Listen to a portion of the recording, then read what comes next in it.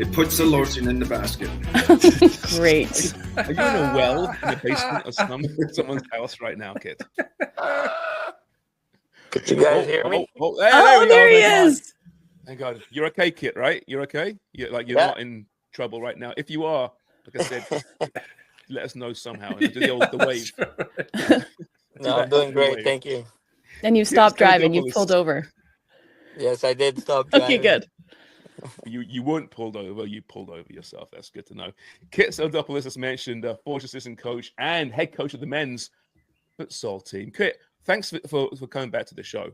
All right, so it was a really important moment over the weekend with Canada's women's futsal team winning the CONCACAF Championship, qualifying for the World Cup. Now, we had a conversation about this earlier this week, and I fully acknowledge I know nothing about futsal, but I'm about to learn about futsal. It's becoming important. Can you just let us know globally where futsal is? I know in Europe and South America it's big. It's really big. Just how big is it compared to the more traditional game that we know? In all those countries you just mentioned, Europe and the rest of the world is pretty big. Pretty much every club has a futsal structure through it. But here in Canada, we're still trying to convince people and try to get people to play the sport and actually understand the sport and what it brings to a football player. Mm. Okay, so what does it bring to a football player? Explain to us. Sell it to us. Well, we just finished coming back from Guatemala and looking at these girls play from other countries. Their technical side is like unbelievable. Our technical side is very average. And I think playing futsal could bring a technical side to our football players that could match different things into a football field. So I think it's a tool that we can use. I think we have the space, we have the gymnasiums, we have the weather. Everything's in our favor to try to push futsal going forward. And I'm a big believer that I played indoor soccer. So it helped me a lot for my outdoor game back in the days. But again, I think futsal right now is at a space where we can use it to make our football players better. Kyt, when you watch around the world and you see some of the top players playing futsal, Neymar is a prime example. You see videos of him when he was younger playing. How does it work? Do they continue playing 11v11 and in a futsal league at the same time, or do the seasons not overlap? Like, how does it work? No, you become a futsal player. So a lot of these players that don't make it in the big European leagues keep on playing futsal because the leagues exist. Us in our country, when you guys go sign your kids to play soccer, you don't sign them up to play at a futsal club. You sign them up to play at a soccer club. But in other countries, you have a futsal club specific. So players could pick what they want to play accordingly to where they fit best. Mm.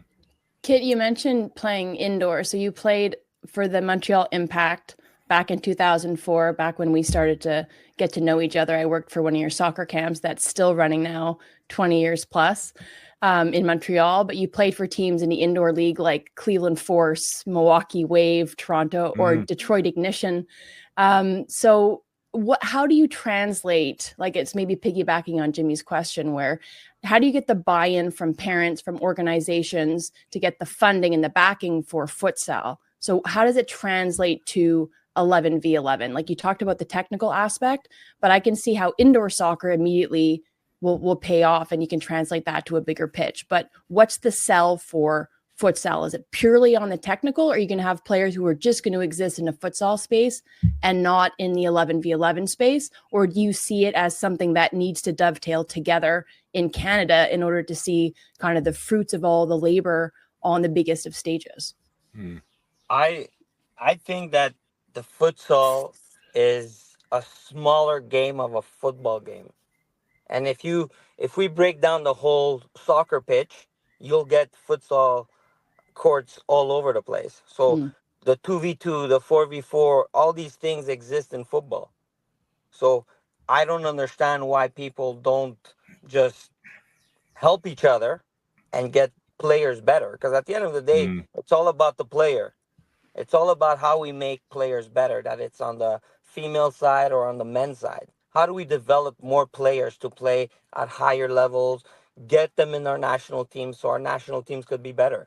And I'm a believer that if we all work together, at one point, yes, there will be a separation, and we will have football players and we will have futsal players. Today, in the both programs, men and women, we use football players to play futsal, and Right. all these players play 5 6 months out of the year futsal in gymnasiums, but their Mm. main sport is football. So our technical plan, like the technical plan of the futsal national team, is based on a football technical plan. Mm. Like that's how we sell it to players. Like that's how they understand a little bit more. Now, bringing in the parents and the organizations, I'm a believer that for the organizations, it's too much work. So why would they go to futsal when already they're struggling to get football done correctly? And for the parents, Mm. it's a sale, right? Today in the province of Quebec, we have more than 10,000 kids that play futsal in the school year. But that's only in Quebec. We don't have that in Ontario. We don't have that in Vancouver. We don't have that in Saskatchewan. So Mm. it's a sale, but like we should get there at some point. I don't know when, but Mm. It definitely should be part of the training regime for any football team. When you look at the South Americans and how they can unlock at the top of the box when you're playing in a phone booth, when you're playing futsal, you have to be able to do that. And it really does translate really, really well. So to be clear then, Kyt, so your players in the national team, they're not playing futsal at club level. They're playing traditional football. And then you're recruiting from that system. correct. So all our players, men and women, are all football players. There's not one player that we have that's specific futsal. Okay. So break it down for me. How it's 5-a-side, right? 4 out players and a goalkeeper. It is different to, for example, major arena indoor soccer. The Kings League in Europe's getting really big as well. I think that's 7-a-side, I believe. This is a very different game. Yes, it's in a court 20 by 40. It's 4v4. The rules are a little bit different. You have 4 seconds to play the ball every time the ball goes out. Goalkeeper has 4 seconds to play it. You can only go back to the keeper one time. And One time with possession. one time with possession. So once you lose possession, you can go back to them. Keeper could come out and play over half, and you can play them like a player. Oh, so has that changed in with the traditional 11-a-side game? Goalkeepers being much better with their feet, their distribution. Has that changed futsal, or has futsal been the reason for that to change? I'm not sure, but I know now in futsal there's a lot of 5v4 instead of 4v4 because now keepers are even better with their feet, right? It's a possession game, and the team that's more technical usually wins because they keep the ball all the time. Our players, like after 5 6 passes, the ball goes out. For them, it's like, we have countries, especially on the men's side, that they can keep the ball for 10 minutes and we're just chasing. So that's the Who technical side of it. who is a superpower at the moment? Who is the top team So international? in the last 15 years, Costa Rica is the powerhouse on the Really? men's side. They do a very good job. If I don't know if you guys have been to their training facilities in Costa Rica, they have their football, they have their futsal, they have everything. Their players are futsal players; they're not football players converted to soccer players. So they're pretty good actually. Kyt, as far as Canada's concerned, like you've been the head coach for the men's national futsal team now for 10 years, correct? Yeah. So you've just recruited Alex DeRocha, whom we both know quite well, really important in women's football in our province here in Quebec. But I know that you've got the inherent challenges with funding and organizing camps and getting players in. But how do you recruit in terms of your players? Because you're saying they're not futsal players, they're not evolving in a futsal league. So how do you peg players as outfield players, and how do you know that they're going to be good on the futsal court? Do you just have to make a guess, or is this just looking at particular attributes or profiles of players, and you know with your experience now that they're going to be good futsal players? So when we started this 10 years ago, and I was coach, Mike Vitulano was also involved. So and slowly we started adding coaches that can help us, that it's from the province of Quebec or across the country. And I was visiting a lot of these provinces before I became assistant coach at the Forge, and just looking at players and looking at our plan on how we want to play, then we had to go with players that are structured, players that played football in an organization that have a structure. And from there, we started selecting profile players that fit the system that we want to play, and that players are coachable to do it. And that's how we do it. But if you ask me, is there a specific futsal player that I'm looking for today? Yes. 10 years ago, I didn't know. But today, I need somebody that's technical and dynamic and is really fast. Those are the three criteria that we need right now. 10 years ago, I did not know who it was. Is the goalkeeper position the most important position? You need a good goalkeeper, yes. I think the most important position is your defender. If you think about like a quarterback in football, he runs the plays and he talks the most. So, but yes, you need a good goalkeeper to win some games. Is the funding currently enough to progress this sport in Canada? Funding. You guys want to chip Let in? me rephrase that. Do you get funding? You guys want to chip in? We can put your podcast on our jerseys or something. Yeah, the big podcast money. We're in the same boat, Kit. We have no money, Kit. No, there's no real funding. Everything we do it through me and the contacts that I've created across the country. If you ask me for the technical plan, then I have to give you my computer, because that's where it exists. You can't afford Wi-Fi or a email. So we try to do it like through our computers and through people that we know across the country. A lot of people have helped out, but everybody's doing this on their own time.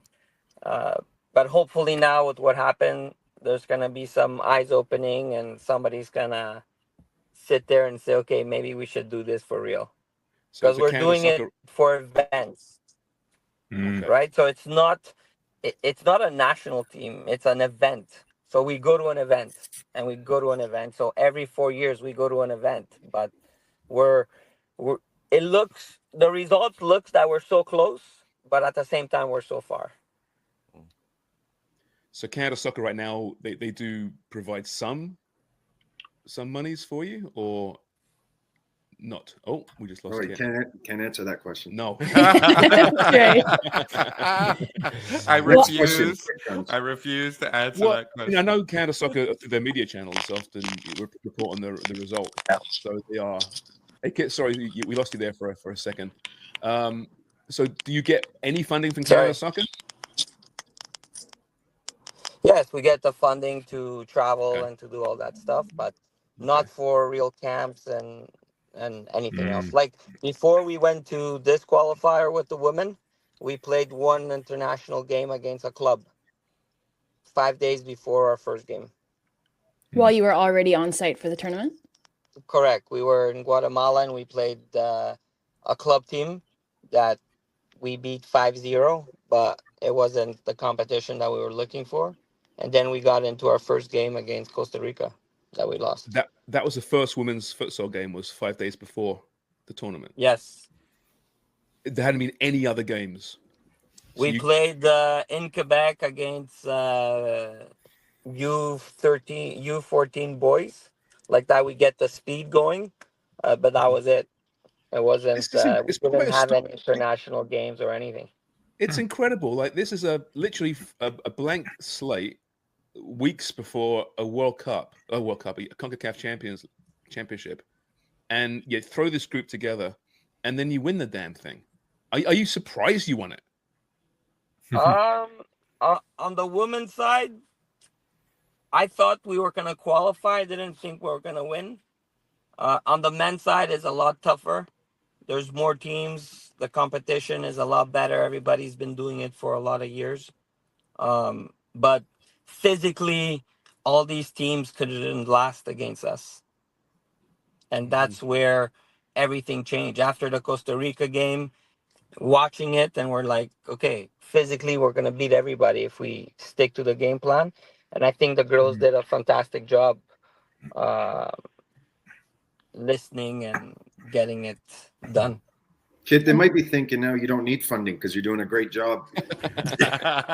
That's what I told myself 10 years ago. 10 years ago. They must have wondered and went, oh, shit. Even with the men's side, we always get to a quarterfinal. So to get out of your group every time you go to a competition when you have no games, no nothing. Yes, sometimes I do think about it. And I probably tell myself, this is why we don't get funding. But you also don't want to go to a competition and don't make it out of the group stage. So we work towards getting there, but like the men, now the women, but with the men, the last 3 qualifiers, we lost to Costa Rica in knockout stage. Is there money to be had at this point, though? The women qualify, and then the men, if you guys are able to qualify, is there money that's available from FIFA that if you're not going to get it from Canada Soccer to bolster the program and to build it up and to get those development pathways established, does FIFA have funding that you guys can access if you get to the next level? I'm not 100% sure, but I think FIFA will give some money. The only thing is where is that money going to be placed, right? Well, going to say with pay equity now in Canadian soccer, maybe you'll have to split that with the men's national team. Correct. For us, the way the program is built, it's one program. We don't see it as the men and the women. We see it as one program. It's the same staff. We added women coaches for this event, and now we've formed a team that if we ever see a youth team, then we have the people to go and do the youth team. So we don't see it as 2 programs. We see it as one futsal program. And with the little resources we have, we do both. Kyt, ever since I met you at the CPL final, I've been wondering about this, and it's a little personal. You spell your name Kyt. What is it short for? It has nothing to do with my full name. What is your full name? I need to know. Say it again. Kyriakos. Kyriakos. Okay, I like that. Which could be a kick. So that could be shortened to kick, which is kind of fitting, given the sport. I'll go change your name to Kick from now on. Listen, Kyt, thanks so much for this, and you know, it really is a fantastic soccer sports story for Canada. I think that no one knows about at the moment, but we'll do our best to try and get it out there because it's fantastic. And good luck moving forward, and good luck with Forge as well. Got quite the game coming up. Big game coming up on Tuesday, right? Correct. Against Atletico. That's going to be an absolute beaut. Looking forward to that one. Don't you have Halifax tonight? We have Halifax tonight, yes. Oh, you do? Canadian Championship. I see it right here. Yeah. That's right, of course. All right. Well, you talked about how important the defender position is in futsal. Would Bobby play goalkeeper, defender, or would he be a striker in futsal? I don't know. Maybe he's a winger. Kyt, thanks so much, mate. Take care. Drive safe. Thank you, guys. Thanks, Kyt. Great job. Again soon. Thanks, Kid. Thank you. Bye, friend.